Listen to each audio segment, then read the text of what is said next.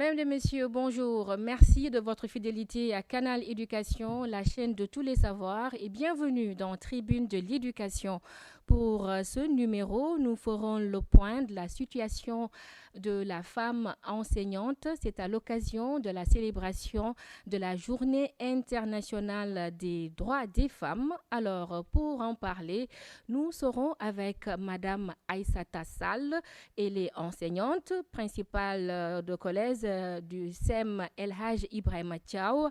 Elle est par ailleurs responsable syndicale au niveau de l'UDEN, l'Union démocratique des enseignantes et enseignants du Sénégal. Avant cela, les salutations. Je commence avec vous, Kargata. Bonjour. Bonjour Fatmata. Vous allez bien? Oui, je vais bien, alhamdoulilah. Donc, ravie de partager ce plateau avec toi. Alors, bonjour à vous, Madame Aïssata Sall. Bonjour Fatimata. Donc, c'est un réel plaisir de venir au niveau de ce plateau. Merci d'avoir accepté notre invitation. Merci. Alors, la régie, c'est parti. Nous démarrons par l'actualité.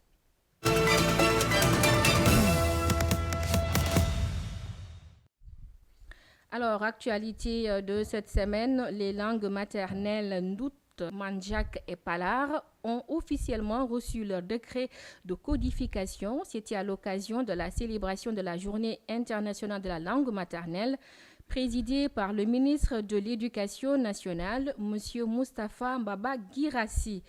Le projet Sahel ONUDC distribue dans 20 écoles sénégalaises et d'Ara des denrées alimentaires, du mobilier et fournitures scolaires. L'objectif est d'appuyer les pays de l'Afrique de l'Ouest dans la prévention de la lutte contre l'extrémisme violent et la pauvreté. Nous terminons par cette note de santé. À l'instar de la communauté internationale, le Sénégal a célébré la journée internationale des maladies rares au centre Talibou Dabo. L'association Tahaou Assistance Handicap a marqué la journée par plusieurs activités. Alors, Kargatou, les langues maternelles, on en parle toujours avec cette nouvelle codification. Merci Fatmata. Donc, je pense que c'est des avancées considérables qui ont été notées au niveau du système éducatif sénégalais. Récemment, on a célébré la Journée internationale de la langue maternelle. C'était le 21 février passé. Donc, si on fait un retour en arrière, on sait qu'au Sénégal, il y a 22 langues qui ont été codifiées, mais il n'y a que 6 langues qui sont instaurées dans le système éducatif. Donc, voir aujourd'hui d'autres langues s'ajouter, je pense que c'est quelque chose qu'il faut saluer. C'est un processus. Donc, aujourd'hui, on est à 9 langues. Donc, espérons que d'ici là, on va couvrir toutes les langues. Toutes les langues vont être instaurées dans le système éducatif sénégalais. Alors, Madame Sall, vous venez de suivre avec nous à l'actualité. Parlons de santé avec les maladies rares chez les handicapés, on en a parlé, mais aussi l'introduction de de 3 nouvelles langues. Merci. Donc, c'est des thèmes qui vraiment sont d'une importance capitale. Vous avez parlé de la codification, de l'introduction de 2 nouvelles langues. 3. 3. Oui. Donc, ça entre toujours dans le cadre de l'inclusion, puisque nous sommes dans un monde où chacun, on devrait laisser personne en rade. Donc, le fait de le faire, donc vraiment, on est dans ce cadre. Pour ce qui est de la nutrition, des maladies rares, vous avez dit, c'est bien d'en tenir compte, puisque il y a certaines personnes continuent à souffrir de ces... Surtout chez les élèves, les apprenants. Les apprenants, et surtout, ça entre dans le cadre, surtout les enfants handicapés, ça touche... les enfants handicapés. Donc, je pense que c'est une bonne chose de se préoccuper de ces maladies rares pour quand même le droit à la santé soit pris en compte. Oui, absolument. Alors, peut-être rebondir un peu par rapport au projet Sahel ONUDC. En tout cas, c'est une très belle initiative à saluer. 20 écoles sénégalaises et d'Ara en denrées alimentaires. On le sait tous, nous sommes en période de Ramadan, mais aussi de carême. Donc, c'est une très bonne chose. Ça va permettre non seulement aux apprenants d'en bénéficier, mais aussi, comme ils l'ont dit, ça entre dans le cadre de la lutte de l'extrémisme violent, mais surtout de la pauvreté qui continue de sévir, Kardia. Oui, féliciter le projet Sahel ONUDC pour cet appui considérable dans les écoles. Comme tu l'as si bien dit, nous sommes en période carême, donc les enfants sont à l'école et il est important de les aider à pouvoir rester à l'école, de pouvoir se nourrir. Il y a aussi des élèves il y a des élèves dont on sait que leur maison c'est vraiment loin de l'école, donc retourner manger. Et puis il y a également aussi des élèves qui sont dans des situations un peu difficiles. Donc voir ce projet accompagner l'école en termes de nourriture, en termes de produits pharmaceutiques, en termes de mobilier, je pense que c'est une bonne chose et c'est quelque chose que nous saluons à sa juste valeur. Tout à fait. Merci à vous, Kardiatou. Alors, nous passons à la chronique du jour. Merci à la régie. Alors, nous passons à la chronique du jour. Comme je vous le disais tantôt, aujourd'hui, nous allons mettre l'accent sur la femme enseignante pour la célébrer. C'est à l'occasion de la Journée internationale des droits des femmes. Alors, Kardiatou, avec vous, nous allons un peu revenir sur l'historique de ces femmes qui ont vraiment marqué l'enseignement au Sénégal. Donc, merci Fatoumata. Quand on parle de Journée internationale de la femme, on va certainement penser aux femmes qui ont marqué l'histoire de l'éducation nationale au Sénégal.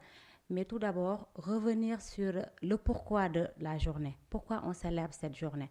Donc, cette journée est venue de l'idée d'une femme américaine du nom de Clara Zetkin. C'est une militante et une défenseuse des droits des femmes. Donc, c'est lors d'une assemblée générale des femmes travailleuses qu'elle a suggéré qu'on célèbre cette journée.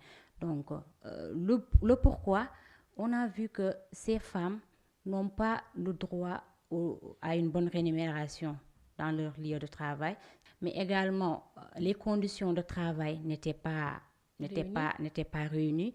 Les femmes n'avaient pas le droit au vote. Donc, toutes ces conditions réunies font que la femme ne bénéficiait pas de son statut. Donc, c'est au cours de cette assemblée générale que ces femmes se sont réunies et à l'unanimité ont décidé d'organiser une journée internationale de la femme. C'est à ce niveau, il y avait 17 pays, je pense, qui étaient réunis, donc où tous étaient présents. Donc à l'unanimité, ils ont jugé nécessaire de célébrer la femme. Donc c'est une journée qui est née des mouvements syndicaux et c'est devenu un événement annuel qui a été reconnu par les États-Unis. C'est en 1908 que les femmes ont défilé pour réclamer leurs droits de vote, le droit à une bonne rémunération, mais également pour accéder au droit de vote.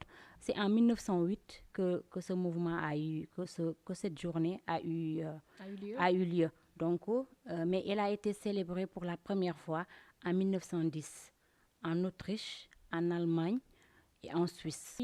Depuis, le 8 mars marque une journée assez spéciale pour toute femme, qu'elle soit travailleuse ou femme au foyer.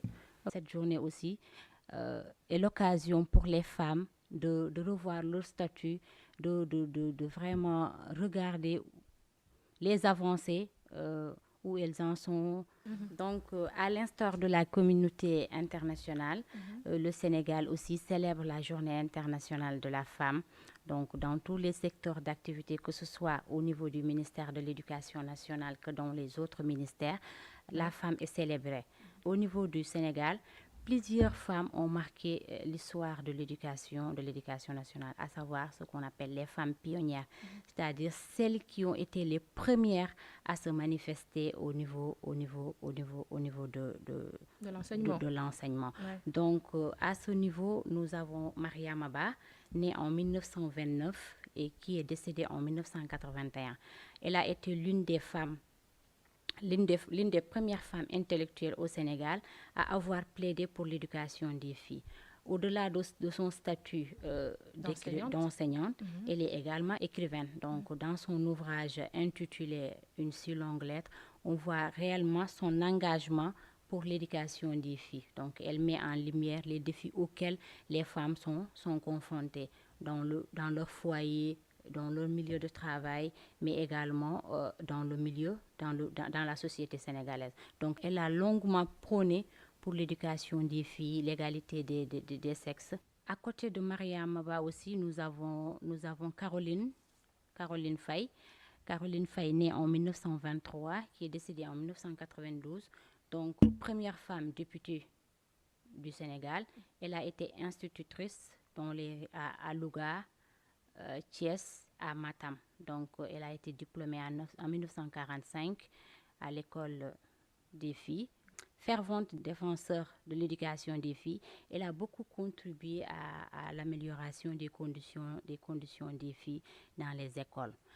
Il y a également Aline Sitoé Diatta, 1920-1944, connue pour son rôle dans la résistance anticoloniale, surtout en Casamance. Elle a beaucoup inspiré les filles, surtout dans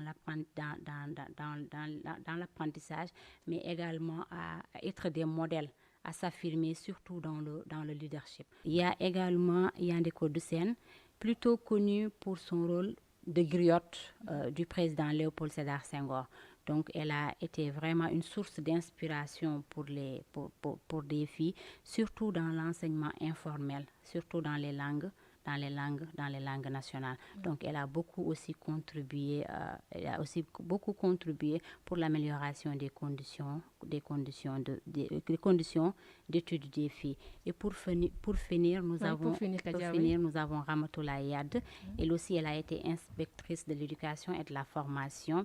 Elle a beaucoup contribué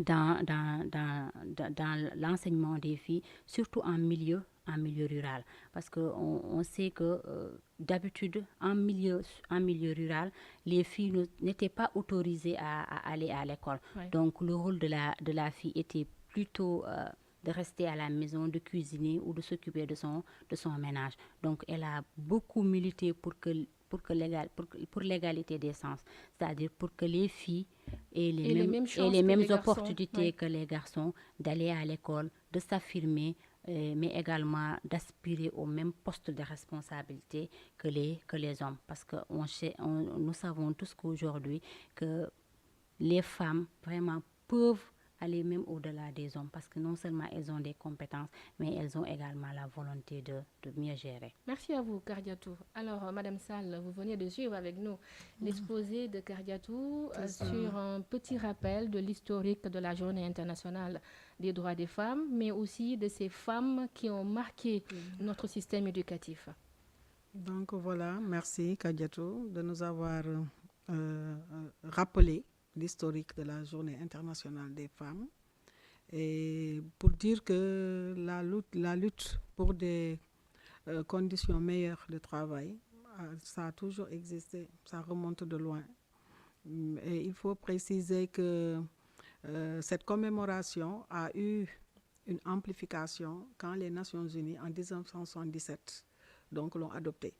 Ce qui fait que maintenant, systématiquement, sur le plan international, donc c'est une journée qui est commémorée, célébrée, et c'est un moment aussi de bilan pour voir vraiment où en sommes-nous concernant les droits des femmes.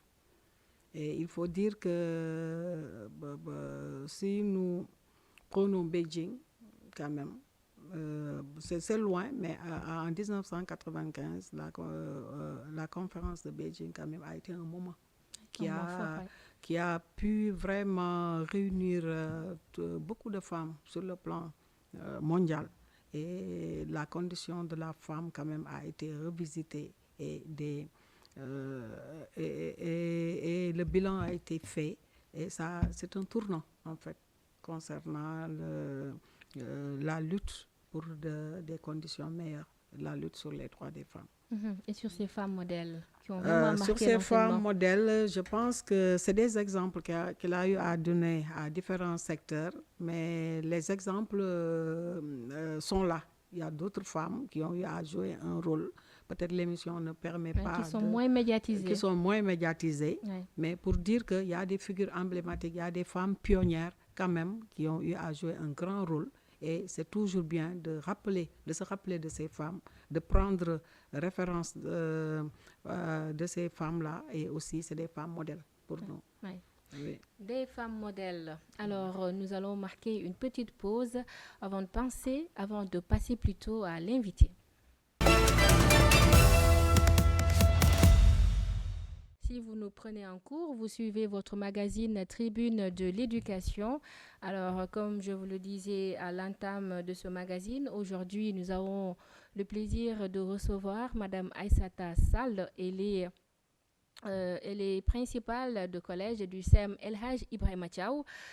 Par ailleurs, responsable syndicale au niveau de l'UDEN, Union démocratique des enseignantes et enseignants du Sénégal.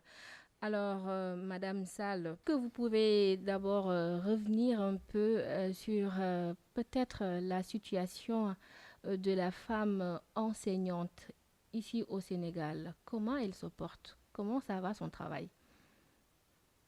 Merci de la question. La femme enseignante, j'aimerais bien en parler, puisque avant enseignante, elle est femme d'abord. Ouais. Donc, elle a une profession, à savoir l'enseignement. Bon, pour ce qui est de la femme enseignante, je pense que ce qui touche la femme en général, c'est ce qu'elle vit, cette femme enseignante. Parce qu'on sait que la femme, en général, de par ses 3 rôles, plus ou moins, le rôle reproductif, ça veut dire que il y a la maternité, le soin aux enfants, le soin aux personnes âgées, les travaux au niveau de la maison. Il y a le rôle productif, ça veut dire que c'est une femme travailleuse. Nous, aujourd'hui, on parle de la femme enseignante qui a une profession, qui a des obligations au niveau de sa profession. Et il y a la dimension communautaire. Cette dimension communautaire, nous le connaissons, c'est d'être dans des activités de la communauté, d'être dans les organisations politiques, dans les organisations syndicales. Donc, cette femme enseignante, elle a le devoir, elle va voir comment allier ces 3 responsabilités-là pour maintenant pour pouvoir faire son travail. Alors, la femme enseignante.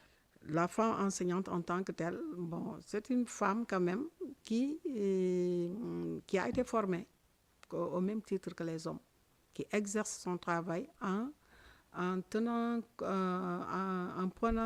compte de ses charges, comme je l'ai dit, familiales, sociales, communautaires. Et c'est cette femme-là aussi qui exerce, parce qu'au niveau de l'éducation quand même, il n'y a pas une...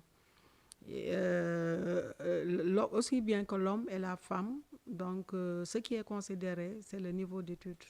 Donc la femme enseignante, elle accède à son poste au même titre que l'homme, c'est-à-dire le niveau d'études qui est ciblé. Et elle fait le travail sur le terrain au même titre que l'homme. Elle a son emploi du temps, elle a son cahier de charge, donc elle le fait. Maintenant, ce qui va changer, peut-être ça va venir dans les débats. Donc, en exerçant son métier maintenant, elle est confrontée à plusieurs défis, comme je l'ai dit. Oui. Alors, Rikadia? Oui, merci Madame Sall. Donc, ma question est aujourd'hui, quels sont les défis notés chez les femmes enseignantes? Bon, je l'ai dit à l'entame, parce que le premier défi, c'est de pouvoir remplir donc, ce qui lui est demandé par rapport à sa fonction. Ça veut dire qu'elle est enseignante, elle a sous sa responsabilité des enfants par rapport à la loi d'orientation. Elle devra tout faire pour remplir sa mission d'éducation, sa mission d'instruction par rapport aux enfants.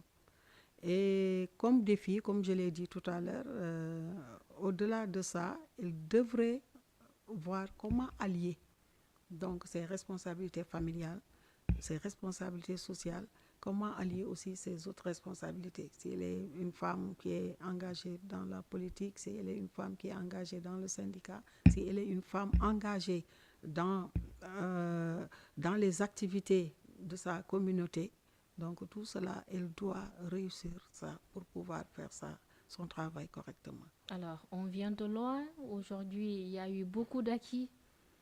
Bon, certes, il y a eu des acquis, parce que quand même, il faut dire que ces acquis-là, moi, je vais les lier. Bon, c'est vrai qu'on a toujours, comme vous l'avez dit dans l'historique, les femmes ont toujours revendiqué de meilleures conditions de travail. Mais les acquis aussi, nous allons le lier directement depuis la conférence de Jomtien en 1990, où toute la communauté a placé l'éducation des filles comme une priorité. Parce que aussi, il faut dire que c'est le fait de booster l'éducation des filles, ça va permettre d'avoir quand même une masse critique de filles instruites qui demain pourront avoir des responsabilités. Donc par rapport à l'évolution quand même, on se dit de plus en plus les femmes quand même sont dans ce secteur-là, ils sont dans l'enseignement. Ils accèdent donc à l'enseignement, donc comme je l'ai dit, aux mêmes conditions que les hommes. Et de plus en plus quand même, nous voyons que le nombre augmente, parce qu'on est en train quand même de développer des initiatives pour permettre à la fille quand même d'accéder à l'éducation. Donc même si on va y revenir, il y a des contraintes. Mais il faut dire quand même, l'analyse aussi montre que même si les femmes sont dans l'éducation, si nous prenons les ordres d'enseignement, nous voyons plus on avance, plus les femmes aussi, leur nombre devient plus ou moins diminue. Parce que si nous prenons le secteur au niveau de l'élémentaire, nous avons quand même un nombre plus ou moins satisfaisant de femmes. Le moyen secondaire, nous les voyons. Mais si nous allons dans le supérieur, les statistiques montrent que les femmes ne s'y retrouvent pas beaucoup. Si nous prenons le secteur, l'inspectorat, par exemple, nous voyons aussi que les femmes ne se retrouvent pas, le nombre est insuffisant. Tout cela aussi, on peut le lier. Bon, peut-être que dans le débat, on va y revenir. Oui. Qu'est-ce qui fait que les femmes, elles accèdent quand même, mais à des postes de responsabilité. Même les postes de responsabilité aussi, on va y revenir. Oui. Bon, elles y accèdent, mais il a fallu quand même qu'il y ait des mesures, des actions de discrimination positive. Tout à fait. Des actions positives, oui, pour quand même améliorer leur nombre au niveau de ces postes-là. Alors, en tant que principale de collège, l'appréciation que vous faites de ce leadership dans la gestion des établissements chez les femmes? Je pense que c'est un leadership affirmé. Affirmé, ça veut dire qu'une femme quand même, malgré les contraintes, les obstacles, si elle est responsable quand même, on voit qu'elle y met toute sa compétence, toute son énergie. Et ça, c'est pas gratuit. Si nous revisitons le parcours des femmes, les femmes subissent beaucoup de préjugés.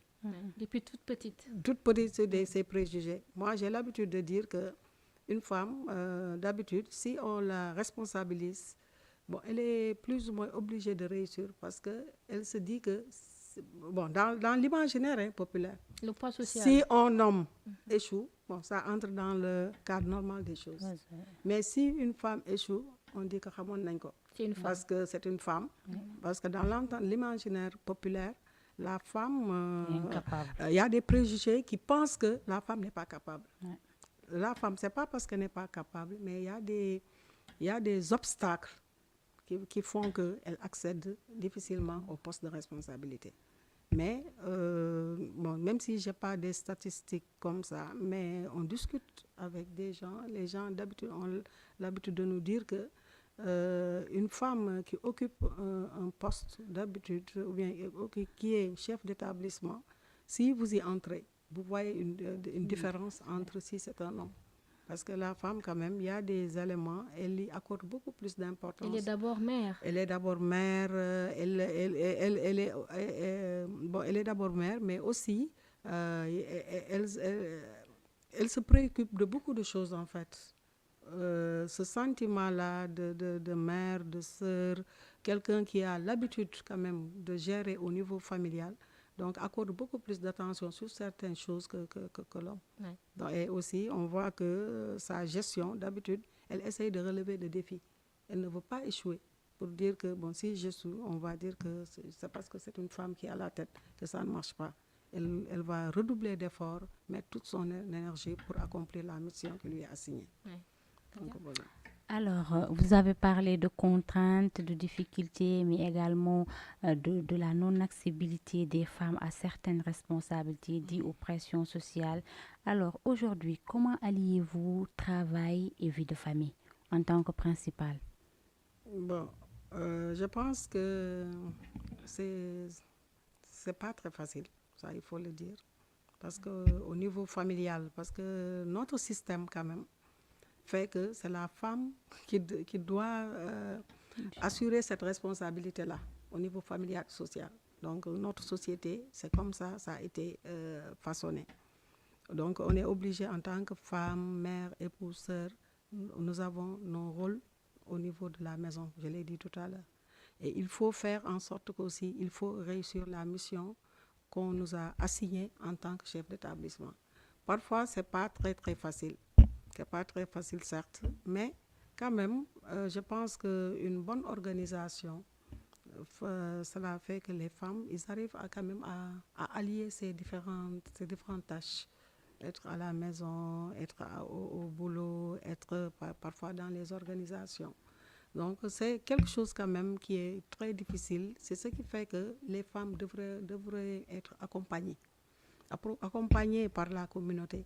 Ça veut dire qu'on puisse comprendre que ces femmes-là, on doit les soutenir, par exemple les maris, l'entourage, pour pouvoir comprendre ce poids-là. Au niveau des autorités, au niveau institutionnel aussi, c'est des femmes qui devraient être aussi accompagnées. C'est ce qui explique que on va y revenir. Il y a des mesures qui sont prises quand même pour aider ces femmes-là, vu les obstacles, les pesanteurs, pour les aider quand même à accéder à un certain niveau. Alors, peut-être revenir un peu aujourd'hui sur ces obstacles vraiment qui freinent l'évolution de ces femmes enseignantes dans l'exercice de leur métier. Mais comme je l'ai dit, ces obstacles, c'est une réalité en fait que les femmes vivent. Parce qu'une femme il y a la maternité par exemple, qui doit gérer le foyer, qui doit gérer les personnes âgées, donc tout repose sur les femmes en fait. Tout cela, moi, je le lis au niveau de notre socialisation. Parce que dans notre socialisation, donc depuis que il y a le garçon et la fille, nous voyons que la manière dont la fille et le garçon est traité dans nos familles, il n'y a pas plus ou moins l'égalité de chance. Parce qu'avec cette répartition des tâches, la fille est beaucoup plus surchargée. C'est vrai que nous avons nos traditions, nous avons nos coutumes, ça on est d'accord. Mais il y a des choses quand même, c'est le poids de la société, c'est la manière d'éduquer. Et ça influe maintenant sur la carrière de la fille jusqu'à affecter la carrière de la femme. Parce que depuis toute petite, il y a un poids sur les épaules. Non seulement il y a un poids, mais des chercheurs ont montré le fait d'éduquer séparément, ce qu'on appelle la répartition des tâches entre la fille et le garçon, ça influe sur leur devenir. Comment? C'est parce que la fille est mise dans une situation telle qu'elle va intégrer des stéréotypes. Et ces stéréotypes-là, ça va jouer sur son comportement futur. C'est une femme qui sera toujours plus ou moins, qui va manquer confiance, d'assurance. Ouais. Ce manque de confiance en soi, il a été démontré que ça découle même de la socialisation de la fille. Vous devez faire ceci, le garçon doit faire cela. Et même, c'est aller plus loin parce qu'il y a des chercheurs, ils ont montré, même notre cerveau a été affecté par cela. Ça veut dire que les différentes stimulations, cette répartition des tâches dans l'éducation, parce que la fille, généralement, elle est confinée au second rôle, les travaux domestiques, les trucs, le garçon, dans l'éducation, donc il va acquérir le pouvoir. Donc c'est quelqu'un qui est mis très tôt en situation. Et ça, quand ils vont grandir, ça va se répercuter sur leur comportement futur. Parce que si je le lis, je parlais des chercheurs qui avaient dit que, bon, je le dis rapidement, est-ce que le cerveau a un sexe? Bon, apparemment, on dit non. Ouais. Parce que quand nous naissons, nous avons quand même un certain nombre de stocks de neurones quand même, qui va évoluer pour quand même nous permettre quand même de pouvoir jouer notre rôle. Mais d'autres ont dit oui. Oui, c'est parce que, comme je l'ai dit, les différentes situations que vont vivre le garçon et la fille est tellement différente à la maison que ces stimulations-là vont prédisposer le garçon à même pouvoir embrasser des filières. Parce que si vous voyez, d'habitude, on disait que les filles n'aiment pas, ont peur des mathématiques, ont peur des sciences. C'est pas parce qu'elles ont peur, mais c'est parce qu'elles ont manqué de confiance. Elles ont emmagasiné des stéréotypes qui font que d'emblée, elles ont peur de ces filières-là. Donc, c'est des blocages qu'elles ont, mais dans la réalité, on voit que nous qui gérons des écoles, nous a montré que les filles, quand même, mises dans des conditions, elles sont performantes. Parce que nous, dans nos établissements, ce que nous voyons, si nous regardons les résultats maintenant, c'est les filles qui sont plus ou moins devant par rapport aux garçons. Mais c'est parce que, pourquoi nous n'avons pas ce nombre-là? C'est parce que ce sont les obstacles-là qu'elles ont eu à vivre, qui ont constitué à un moment donné de leur vie des blocages. Mais heureusement, quand même, nos institutions, notre système ont compris. Ils l'ont compris, Madame Sall, et c'est pourquoi qu'on note cette discrimination positive à l'endroit du mouvement national. C'est ça que même avant même d'aller au mouvement national, je voudrais dire qu'ils ont compris, parce que nous, dans notre lettre de politique sectorielle, quand même, on met l'accent sur les sciences et la technologie. Et maintenant, il y a des initiatives qui sont développées dans les établissements, quand même, pour booster la présence des filles dans ces filières scientifiques. À l'endroit de Miss Math, Miss Science. Bon, ça, c'est des modalités, mais quand même, au moins, il y a on commence à voir quand même, les filles commencent à percer dans ces secteurs-là. Tout cela, c'est parce qu'il y a eu un accompagnement. Comme vous parlez de mouvement national, bon, c'est pour dire que ce qui est fait au niveau du mouvement national, c'est de façon transitoire. Parce qu'on s'est rendu compte que des études, à travers des études, on avait vu que le taux de présence des femmes dans ces postes-là n'était pas très, très fameux. Et ça, comme je l'ai dit, ce n'est pas parce que les femmes ne sont pas intelligentes, les filles ne sont pas intelligentes, mais c'est parce qu'il y a des obstacles qui font qu'elles accèdent difficilement à ces postes de responsabilité. C'est comme si on parlait un plafond de verre. Ça veut dire qu'on voit, mais c'est quelque chose qu'on ne voit pas. C'est des barrières qui sont là, réelles, qui font que la femme, si elle veut accéder à ces postes, donc elle va y accéder lentement. C'est ce qui fait que maintenant, une des mesures, parce qu'au niveau de l'éducation quand même, il faut reconnaître qu'avec le plan de promotion des femmes au poste de responsabilité, ça a beaucoup boosté la présence des femmes au niveau de ces postes. On le note même au niveau central. Ça a beaucoup boosté. Le mouvement national, moi, je pense que c'est une bonne initiative. Parce que de façon transitoire, quand même, si on veut corriger ce déséquilibre-là, il faudrait des mesures d'accompagnement. Et moi, je le mets dans le cadre des mesures d'accompagnement. Et dès qu'on aura atteint donc l'équilibre, je pense qu'on peut maintenant laisser les femmes évoluer. Donc, normalement, comme le font les hommes. Laisser les femmes évoluer, c'est également être leur avocate. Alors, en tant que syndicaliste, quelles sont, je vais dire, les pratiques que vous mettez en place pour vraiment faire entendre la voix de ces femmes enseignantes? Donc, comme vous avez dit, je suis responsable syndical, je représente les femmes dans les structures syndicales. Oui. Parce que les syndicats, quand même, il faut reconnaître qu'ils sont là pour défendre les intérêts matériels et moraux des travailleurs. Donc, de façon générale, je suis là pour défendre tout le monde. Mais de façon spécifique, quand même, je me penche sur les besoins des femmes. C'est ce qui fait que même dans nos structures, dans nos syndicats, on crée donc des plages, on crée des structures où on dit aux femmes de se retrouver dans ces structures-là pour pouvoir bien prendre en charge leurs besoins spécifiques. Parce que l'Union donc nous, en tant que femmes, nous qui connaissons les obstacles, nous qui connaissons nos réalités, je pense que nous devons être au devant nous devons faire en sorte que d'être dans ces structures-là. 1, 2, 3 de ces obstacles, rapidement. Par rapport aux syndicats, par Ouais, exemple, ouais, ouais. les obstacles que nous avons, par exemple, les heures de réunion. Parce que quand même, le syndicat, ça demande une présence. Ça demande des moments, un peu de temps, en fait. Parfois aussi, si on ne fait pas attention, les femmes ne se retrouvent pas dans ces trucs-là. Parce que, bon, c'est pour cela que nous, quand nous sommes dans ces syndicats-là, nous essayons d'influencer pour quand même il y ait la modélisation de la culture syndicale. Ça veut dire qu'on peut faire du syndicat, mais on le fait autrement. Parce qu'avant, dans le syndicalisme, c'était la violence. Bon, pas la violence en tant que telle, mais c'est des choses dures.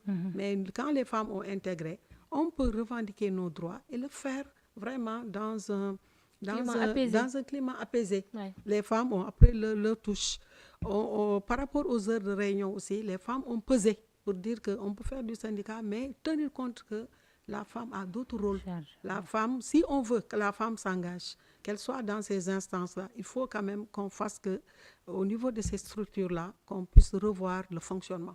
Et les femmes ont pesé jusqu'à ce que vraiment ça commence. Je n'ai pas dit que c'est totalement parfait, mais au moins, ils ont fait entendre leur voix. Jusqu'à ce qu'on tienne compte quand même la programmation des réunions, les heures de réunion. Donc, on tienne compte aussi de leur rôle. Parce que ça, c'est quelque chose qu'ils assument. Donc, si on veut que les femmes accèdent à ces instances quand même, il faut quand même des accompagnements. Moi, je prends l'exemple de mon syndicat que je maîtrise. Bon, nous avons ce qu'on appelle la commission permanente des femmes, qui regroupe toutes les femmes responsables, et aussi la conférence nationale des femmes. Et pendant la conférence nationale des femmes, c'est là-bas que nous faisons des résolutions.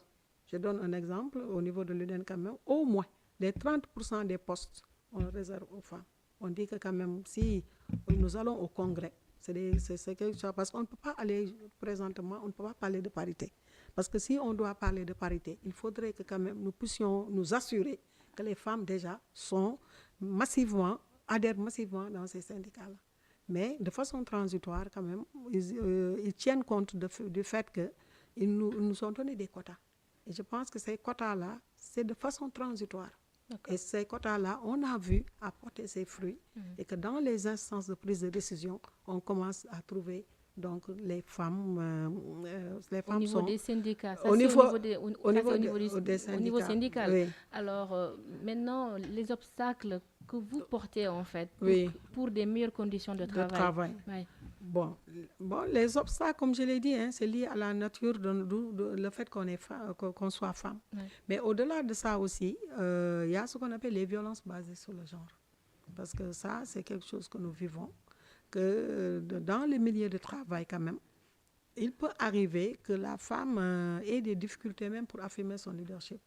Parce que la manière dont on a été éduqué, le système patriarcal, il peut arriver même vouloir diriger des hommes. Il peut y avoir des résistances qui peuvent subvenir. Ou bien, bon, même si on ne vous le montre pas de façon frontale, mais la manière d'être soumis, on peut constater qu'il y a certains, bon, même si je ne le vis pas totalement, mais quand même... certains de vos collègues. On a des espaces d'échange où il y a des résistances, il y a des hommes qui ne veulent pas se plier. Le fait que c'est une femme qui est à la tête, c'est des choses que nous vivons. Il y a parfois le harcèlement. Ibrahima Thiam, je vous dirige. Il y a aussi le harcèlement qui est là. C'est ce qui fait, j'en profite quand même de cette tribune pour dire quand même nous demandons à nos autorités la ratification de la convention C190 sur le harcèlement en milieu de travail. C'est des choses que les femmes vivent. Qui est vraiment une réalité. Qui est vraiment une réalité. Si je prends aussi la femme enseignante, comme je vous l'ai dit, bon, ceux qui sont au primaire, vous savez que le travail de l'enseignant, presque la moitié se fait à la maison. Tout à fait. Donc, vous revenez à la maison, vous avez les charges familiales, vous devez corriger des cahiers, si c'est au niveau de l'élémentaire, vous devez faire des fiches. Parfois, ça peut vraiment être difficile à faire. C'est difficile. Et si on ne fait pas attention, on risque même de nous juger. Parce que je donne un exemple. Une femme qui revient à la maison, qui devrait faire ses fiches ou bien corriger ses cahiers. Son enfant est malade. D'habitude, quand l'enfant est malade dans notre société, dans l'entendement, général, c'est la femme qui devrait être debout, qui va faire des nuits blanches, qui doit l'amener à l'hôpital, qui doit faire tout. Donc ça peut même se répercuter sur le travail que je devais faire pour le lendemain. Et si j'ai un chef d'établissement, un directeur qui arrivé au niveau de l'établissement, on peut ne pas comprendre ce que j'ai vécu. La femme peut même faire une nuit blanche parce que son enfant est malade. Donc tout cela, c'est pour dire que il faudrait quand même qu'on puisse prendre ces facteurs-là pour comprendre que la femme devrait être comprise, devrait être soutenue, devrait être accompagnée. Ouais. Pour quand même qu'elle puisse exceller dans ce qu'elle fait. Parfois, ce n'est pas parce qu'elle ne veut pas faire, mais c'est parce que quelque part, on ne donne pas les conditions de pouvoir vraiment montrer son savoir-faire. Ouais. Mais ça ne nous dédouane pas, ça aussi je le dis. Parce que nous aussi, femmes aussi, si nous voulons qu'on nous respecte, si nous voulons aussi accéder à des postes, il nous faut faire des sacrifices. Il ne faudrait pas aussi prêter le flanc. Parce qu'il y a des femmes aussi, je pense que, moi je suis chef d'établissement, mais il y a des femmes, plus ou moins quand même, ils se réfugient sur ces choses-là pour ne pas faire le travail. Ouais. On n'est pas d'accord. Parce que nous, quand même, femmes, même si nous discutons avec nos pères, nous leur disons qu'il faut toujours montrer le bon exemple. Il faut montrer que vous êtes capable. Et si vous le faites, vous êtes respecté. Même nous qui dirigeons des établissements, il ne faudrait pas qu'on montre quand même cet aspect-là que nous ne maîtrisons pas ce que nous faisons. Parce que si vous le faites, donc déjà, il y a les préjugés. Et vous prêtez le flanc, vous voyez que ça peut se répercuter même votre système de management au sein de l'établissement. Alors, Kadia, une question avant de finir? Oui, peut-être revenir sur un peu les postes de responsabilité au niveau pour les femmes. Oui. Est-ce que vous vous y retrouvez au niveau central, au niveau des académies? Est-ce que le taux de responsabilité des femmes est important? Non, comme je vous l'ai dit, ça commence à s'améliorer quand même. Ça, il faut le reconnaître. Depuis qu'ils ont mis en place un plan, comme je vous ai dit, ces autorités ont très vite compris. Parce que moi, je discute avec des collègues qui me disent, oui, il ne faut pas accepter qu'on vous favorise, que cela. Je dis que si on le fait, parce que nous sommes dans une ère où on parle d'égalité de sexe, on parle d'égalité de chance. Et on sait que la société, telle que ça fonctionne, si on laisse les choses telles quelles, on restera toujours derrière. Et nous, on parle toujours de faire en sorte qu'il y ait cette égalité de chance, qu'il faut favoriser les femmes qui accèdent dans ces instances de décision. Et pour cela, il faut des actions positives. Et je pense que le ministère a très vite compris quand il a mis en place donc, ce plan de promotion. Ce plan de promotion des femmes au poste de responsabilité en renforçant leurs capacités. Parce que les femmes, même les femmes chefs d'établissement, elles ont des sessions de renforcement de capacités uniquement réservées aux femmes. Parce qu'on sait qu'il y a un gap quelque part. Ouais. Parce qu'une femme, quand même, et ce plan de là, les bonus genres, les mesures, les actions positives, quand même, je pense que ça commence à porter son fruit. Il y a certains même qui disent que présentement, si vous regardez bien, c'est comme si les femmes commencent même à dominer les hommes. Et je pense que ça, vraiment, c'est une bonne chose. C'est des initiatives à saluer. Cet accompagnement-là est nécessaire puisque, comme je l'ai dit, ces obstacles, elles sont là, les pesanteurs, elles sont là. Il faudrait que les femmes soient accompagnées. Alors, Madame Sall, avant de nous quitter, votre dernier mot à l'endroit de ces femmes pour qu'elles s'affirment davantage au même titre que les hommes. Donc, le message, je prends un peu sur le mouvement national. Parce que quand même, on nous a fait des faveurs. Il y a les postes réservés aux femmes, les postes priorité femmes. Mais malheureusement aussi, parfois, les femmes peinent à prendre ces postes-là. Donc, le message que je leur dis, si on nous donne des opportunités, il faut que nous puissions les saisir. Mais au-delà de ces opportunités, nous, en tant que femmes, nous avons un rôle aussi. On doit se former, s'auto-former, être debout, entre guillemets, pour pouvoir quand même faire notre travail. Ça veut dire qu'on devrait montrer aussi le bon exemple. Ne pas prêter le flanc, parce que si il y a des préjugés, il faut éviter de tomber dans ces panneaux-là. Leur montrer que nous sommes tous capables. Mais peut-être que c'est le fonctionnement de la société qui fait qu'on ne peut pas accéder là où on doit accéder. Même si on doit, par rapport au concours, nous, parce que moi, je suis formatrice, nous allons dans les régions, nous formons les femmes. Mais le message que nous leur disons, il faut aller faire les concours. Mais nous savons que ce n'est pas facile. Parce que pour faire ces concours, il faut faire un travail, il faut étudier encore pour pouvoir faire ces concours-là. Ouais. Mais d'habitude, la femme, si elle revient à la maison, contrairement à l'homme qui a du temps, qui peut lire son journal, qui peut continuer ses études, la femme est dans la cuisine, est en train de s'occuper de l'enfant, à d'autres fonctions, qui fait qu'elle n'a même pas le temps pour s'occuper de sa propre carrière. Parfois, de s'occuper d'elle-même. De s'occuper d'elle-même et de s'occuper de sa carrière. C'est ce qui fait qu'elle accuse du retard. Mais néanmoins, nous leur disons que de faire une bonne organisation, de s'organiser. Et ce n'est pas toujours, parfois aussi, je pense qu'il y a des changements de paradigme qui commencent à s'opérer.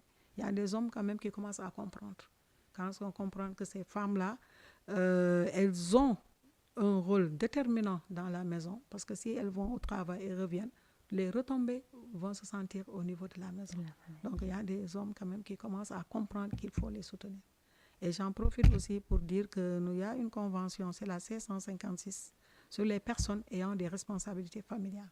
Et ici au Sénégal, nous savons que les responsabilités familiales, c'est exercé plus ou moins par les femmes. Donc il faudrait quand même, comme je l'ai dit, dans ces conventions-là, ça permet de comprendre qu'il faut qu'il y ait l'égalité de chance entre la fille et le garçon, qu'il y ait l'égalité de chance entre la femme et l'homme, si on veut arriver à cette égalité de sexe dont nous rêvons. Donc voilà, et comme j'ai dit, les défis sont là, et les conquêtes seront toujours là, mais avec le temps, je pense que ça va s'améliorer, et ça commence à s'améliorer. Merci à vous, Madame Aïssata Merci, Sall. merci Fatoumata et Kadiatou. Je rappelle que vous êtes principale du SEM El Hadj Ibrahima Thiaw. C'est un plaisir de vous recevoir. Merci à vous, Kadiatou. Merci Fatoumata. C'est un plaisir et je profite de l'occasion pour célébrer, puisque tout le mois de mars, quand même au-delà du 8 mars, donc la femme est célébrée. Bon, la femme est toujours célébrée, mais particulièrement ce mois, on met l'accent quand même sur le bilan, sur le droit des femmes, et permet de voir là où il faut agir pour améliorer les conditions de vie des femmes. Merci. Alors, chers téléspectateurs, c'était tout pour votre émission. Avant de nous quitter, votre viatique de la semaine. Les enseignants, ceux du cours maternel autant que ceux des universités, forment une noble armée aux exploits quotidiens, jamais chantés, jamais décorés. Cette armée-là, déjouant pièges et embûches, plante partout le drapeau du savoir, nous dit Maria Maba. Merci, chers téléspectateurs. Alors, bonne fête à toutes ces femmes à double facette, au bureau Signon, à la maison soignante. Elles sauvent le monde car le monde nous accueille. Merci de nous avoir suivis. Rendez-vous la semaine prochaine. D'ici là, prenez soin de vous et restez fidèles au programme de Canal Éducation, la chaîne de tous les savoirs. Merci.